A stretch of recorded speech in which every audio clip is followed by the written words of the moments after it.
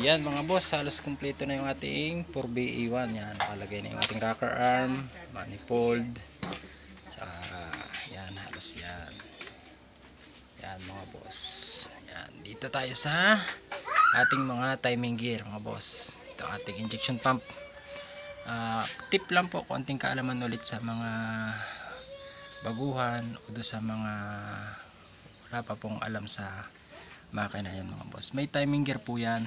Yan, ito timing gear yan, at may timing mark ito kung mapapansin niyo. Yan, timing mark ito B, yan, saka po ito. Yan, kailangan po yan ay magkakatapat, ito at saka po yan, saka yung ating injection. Kita nyo yung timing mark ng ating injection. Yan, dito po yan, yan, saka ito. Yan, kailangan po magkakatapat yung mga gear. Yan, kung wala po yan sa tapat o hindi naka-timing, hindi po yan naandar mga boss.